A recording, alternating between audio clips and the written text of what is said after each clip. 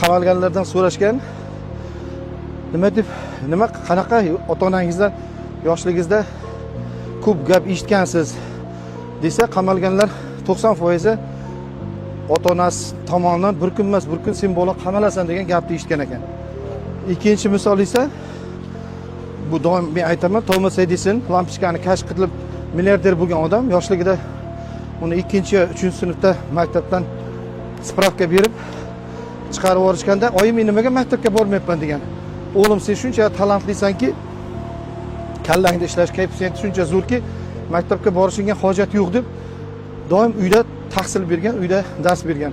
Lekin kunlardan bir kuni o'zi milliarder bo'lgandan keyin, onasi olamdan o'tgandan keyin onasini shkaturkasini otsa, maktab o'sha yoshligida bergan spravkaga ko'z tushib, baqirib yig'lab yuborgan. Chunki u yerda shunaqa so'zlar yozilgan bo'lgan. Sizning o'g'lingiz aqli zaif, debil, maktabga ikkinchi olib kelmang degan yozuv bo'lgan.